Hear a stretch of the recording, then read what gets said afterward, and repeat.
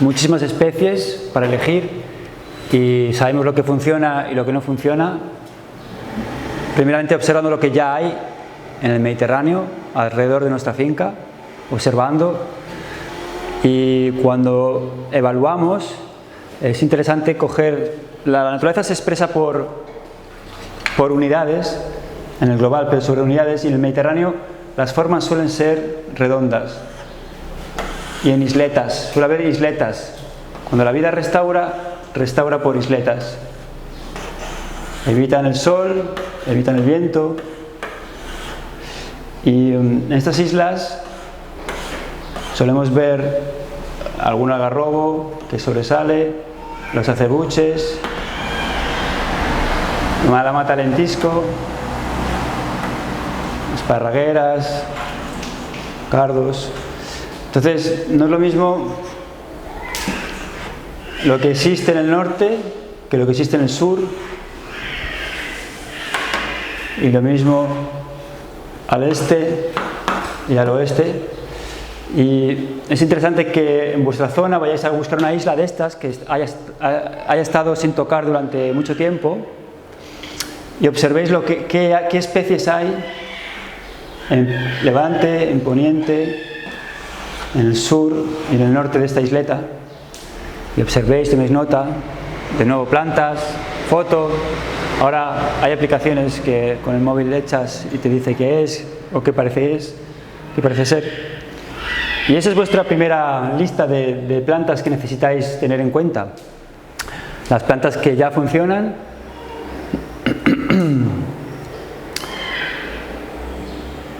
Podéis también hacer las amistades con las plantas que no os gustan. Es interesante. Luego vamos a hacer una ronda de qué plantas cada uno detesta, porque va a ser la lista que necesitemos para empezar nuestra placenta 1. ¿Vale? Nuestros enemigos serán tus amigos, decía el Bob Marley. Y es interesante que tenemos una energía puesta en enemistad y en estigmatizar plantas, que les damos un valor que ellas, como las invasoras, hablábamos de las invasoras, ¿no? Les das un valor, el gobierno le da un valor concreto, estigmatizamos, endemoniamos, y ahí hay una energía puesta en no querer, en el rechazo. Y Jeff Lawton era el primero que hablaba de esto, de dejar de hacer la enemistad con las plantas, with the weeds, con las invasoras, con las malas hierbas. Y Ernest Goss, cuando te inicia en placenta, te ayuda a empezar a ver a las plantas adventicias, de las plantas persistentes, como justamente tu clave para iniciar tu restauración. Las plantas que ya están.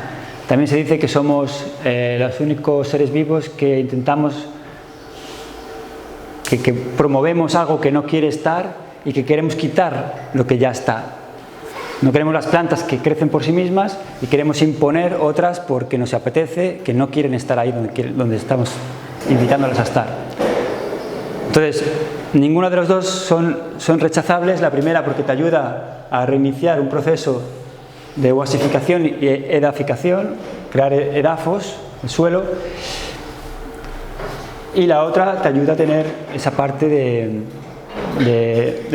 tu deseo, de siempre perseguir un deseo, que es tan válido como el proceso de saber que siempre que llegas, siempre hay un nuevo deseo, y llegas a este deseo y hay otro nuevo deseo, avanzar. Entonces, no está mal pensar, quiero un vergel subtropical adaptado al secano, pero saber desde dónde vengo, quién me va a ayudar a llegar hasta aquí, y si algún día llego. Igual nunca llego a tener aguacates en mi vergel, pero en estos años lo que se promociona y lo que aprendo para entender cómo conseguir este suelo, la evolución de este suelo para poder tener aguacates en mi lugar, pues ya es un caminar.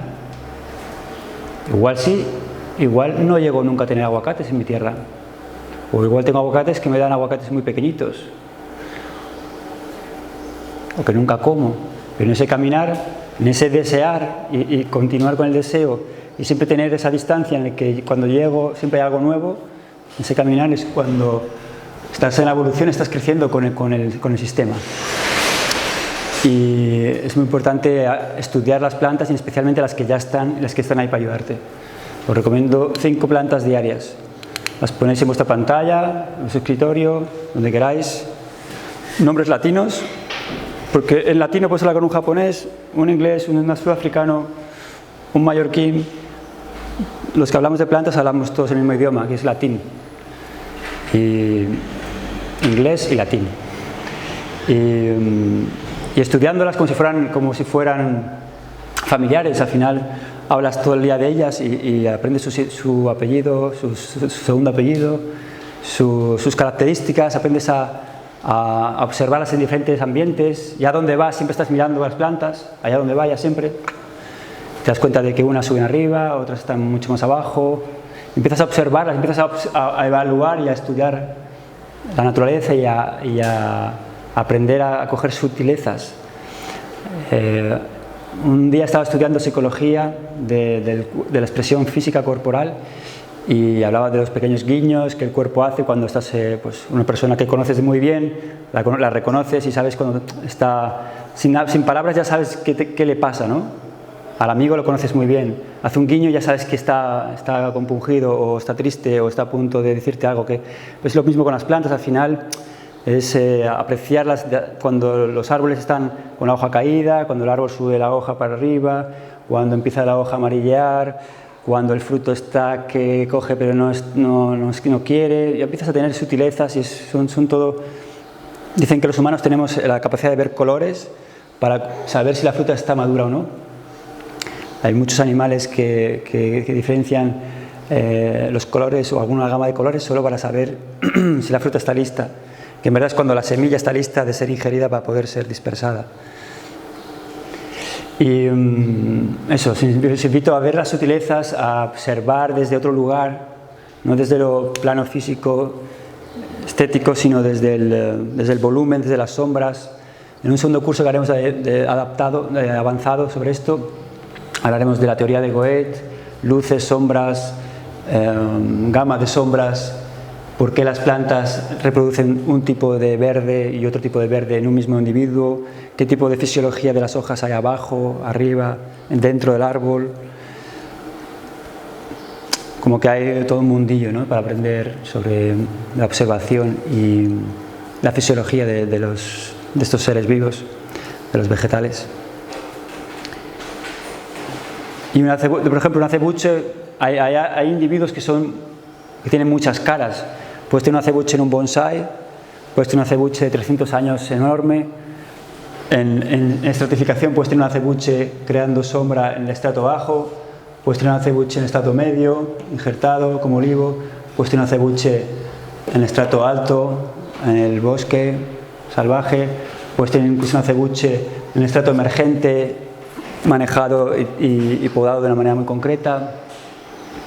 Puedes tener acebuches para triturar biomasa, puedes tener acebuches para alimentar pájaros migratorios, puedes tener hay claves, hay árboles, hay plantas clave y son multifacéticos.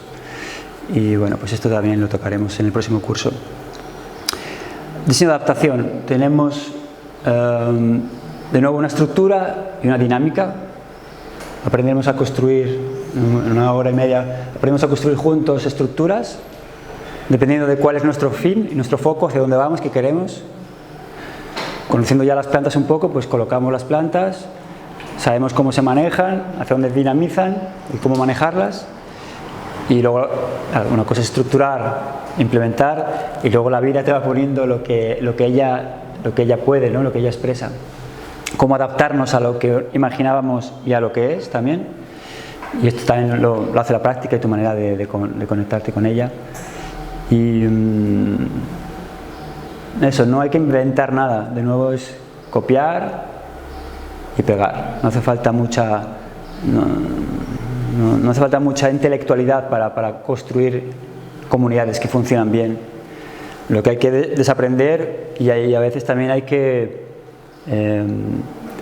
aceptar que tu naturaleza, tu lugar, ahora está en un lugar, una fase evolutiva, y que tardarás 7, 15, 20 años en avanzar hacia donde tú quieres.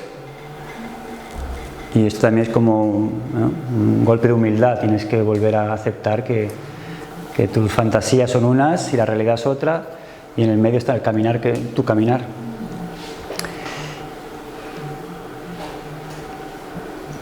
Imitar la naturaleza de la naturaleza, la biomímesis, tenéis, bueno, hay cositas interesantes.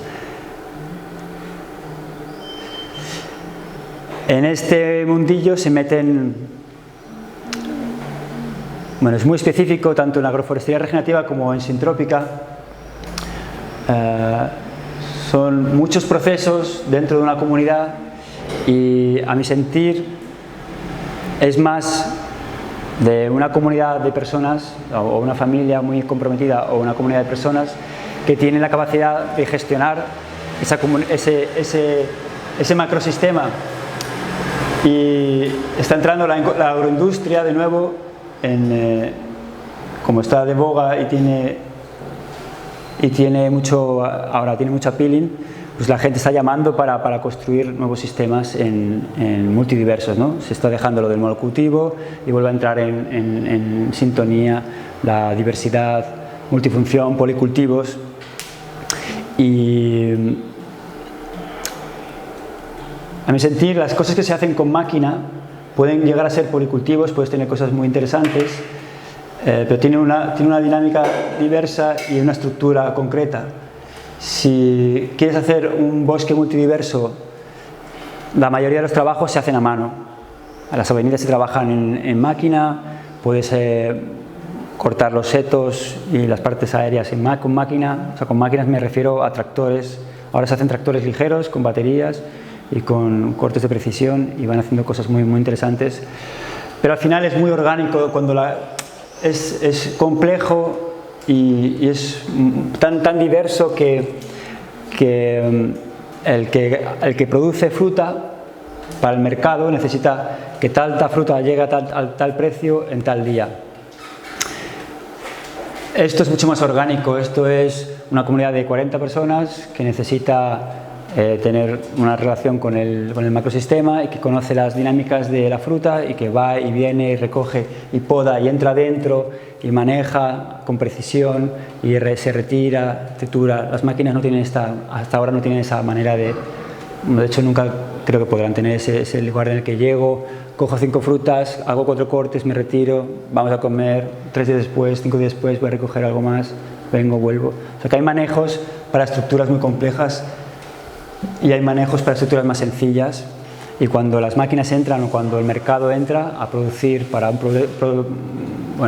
proyecto que hay, tenemos que reducir la variedad de plantas y ya con 3-4 plantas la estrategia se vuelve muy loca, ¿no? Y los que gestionan estas cosas están acostumbrados o a almendro o a cereal, o albaricoca, almendro, cereal. Cuando le metes 5 o 6 especies, pues ya no les cuadran los precios y no les cuadra el manejo. Entonces, bueno, como hay diferentes maneras para diferentes funciones. Y eso también ahora haremos una estructura juntos.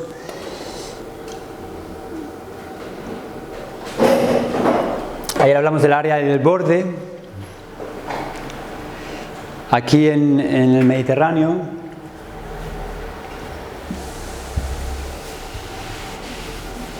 puedes construir como islas también, y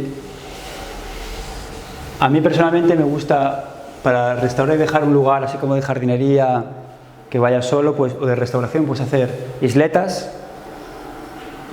Y las isletas, si lo vemos en vista de pájaro, y de nuevo norte, sur, este, oeste, tendremos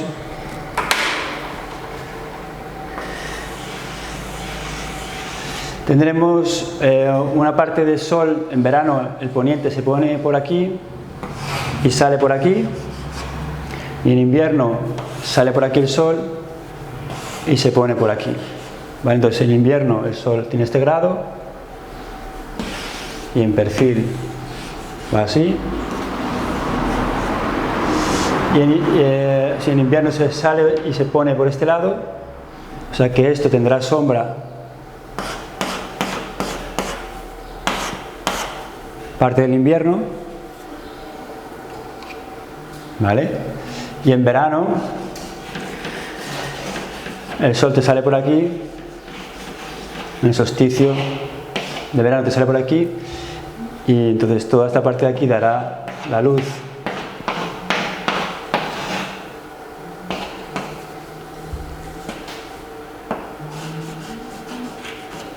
En verano, ¿qué nos da esto? Pues que tenemos una zona en la que puede haber sombra o habrá diferentes grados de humedad en ese sector, habrá una alta insolación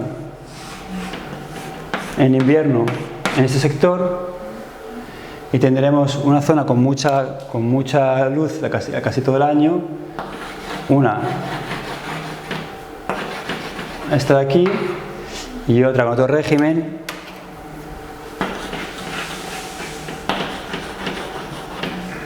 es mayo y agosto, abril, septiembre, cogiendo 30-60 días, y el resto del invierno.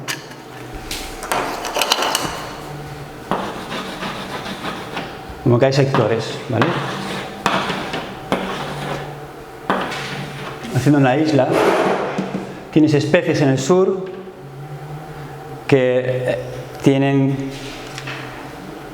la capacidad de tirar hoja en invierno y dejar entrar luz a una parte más profunda de la isla.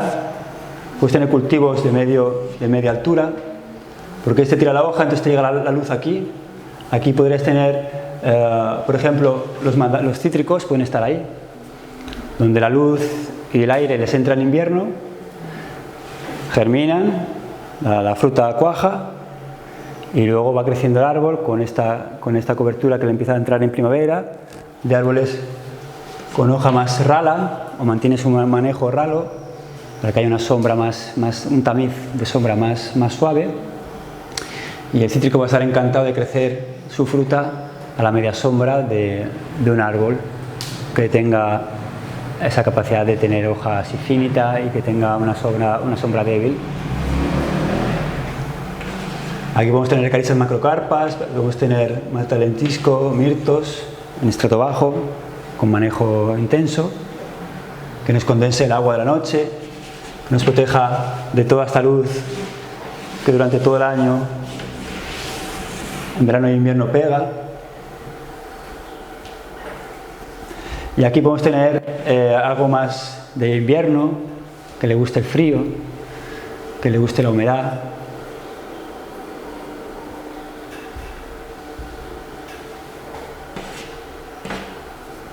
Y también suelen ser caducifolios por su naturaleza, como un cerezo, un peral, un manzano, incluso un albaricoque, le gusta el frío.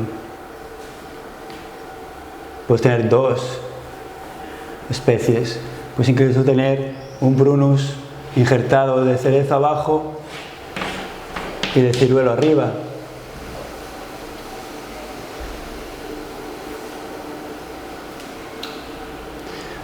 Al lado del este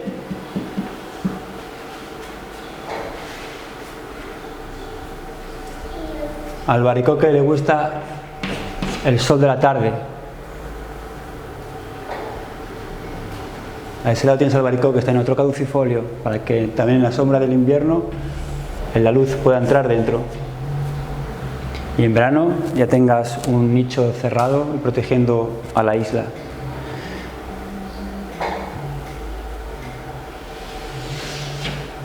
Y al ciruelo igual. ¿Puedo preguntar algo? ¿Es lo que estás dibujando, esta isleta, ya es fase 3, ¿no? ¿Perdón? Estás hablando de dónde quieres ir.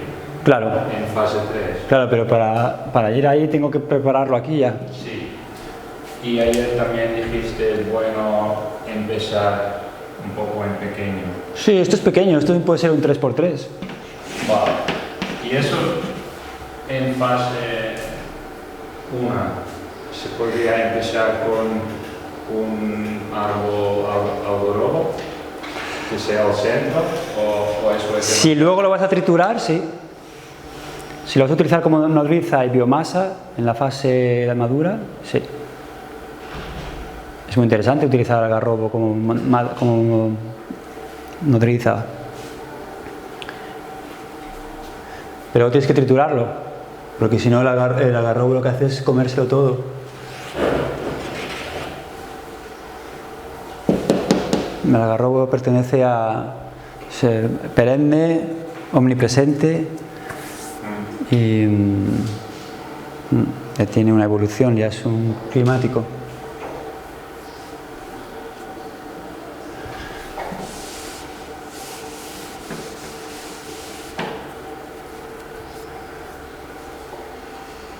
Sí, esta es la parte donde más sol va a recibir todo el año. Especialmente esta parte de aquí va a recibir sol todo el año. Aquí es importante tener 2 o 3 estructuras que den diferente tamización de sombras, que tengas 20%, 40%, 60% de sombra vertical. La parte de aquí abajo ya reciba un 80% menos de luz que la media de todos. Bueno, son proporciones así como muy 20, 40, 60, 80, es como muy redondo todo, solo conceptualización, es un concepto. José, en este diseño, aplicarlo para hacer un huerto circular.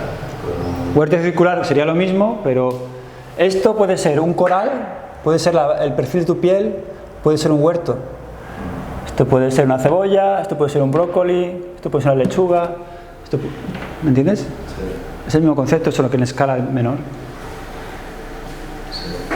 Podría ser un árbol caducifolio, un ejemplo que fije nitrógeno. ¿Como paraguas hablas? Sí, como paraguas para el verano. Sí. Si lo mantienes bien, si lo coges con sombra suave, tamizante, y que soporte bien la poda, y que tenga tendencia a tirar la hoja, porque últimamente está cambiando mucho el invierno y al final lo que tiraba la hoja ahora ya no lo tira, y entonces hay que soportar bien la poda extrema. Podamos cuando las condiciones están del suelo para poder consumir lo que trituramos, así que empezamos a triturar de otoño para adelante, cortamos, trituramos, si tira la hoja, si trituramos, dejamos que entre la luz y todo el huerto de invierno recibe la luz y te queda un mochón que con un buen invierno vuelve a echar hojas. A veces hay que hacer 2 y 3 podas. Depende de cada invierno y cada primavera. Y cada vez que podas arriba, él se poda debajo. Cada vez que se poda debajo, hay ciclos de vida y muerte, porque la microbiología se adapta y estos son minerales que se sueltan al medio y reactiva toda la perturba y reactiva la vida. Es la misma perturbación que aquí hacemos cuando abrimos una ventana. Abrimos ventanas arriba, abrimos ventanas abajo. Entonces la poda es el manejo básico. Cuando aprendes a podar y aprendes a hacer las paces con la poda, e incluso con el sacrificio. En este proceso habrá en los primeros años 1/3 de los árboles que hemos plantado, y de las plantas que hemos plantado vamos a triturarlas para generar espacio, para alimentar el suelo. De aquí crecerán otros más evolucionados que hemos plantado, hemos puesto plantones pequeñitos y van creciendo. A año 3, año 5 hemos injertado, siempre manteniendo una sombra, unos paraguas de sombra. Cortamos, injertamos y esta vuelve a crecer si queremos injertar. Ya están establecidos. Cada otoño hemos podado para que entre la luz, porque debajo mientras tanto podemos cultivar anuales durante 1 o 2 años, y dependiendo cómo gestiones puedes incluso hacer 3 años. Habrá las solanáceas de verano, salen de este sistema y van a un lugar en el que reciben sol directo y fertilidad a tope, y hay otras umbelíferas y crucíferas y otras que pueden mantenerse un par de años ahí. Puedes tener alguna parra que sea sostenida por otro árbol, y cuando estos ya empiezan a crecer vuelves a bajarlos, estos siguen creciendo, estos se quedan en la mínima expresión,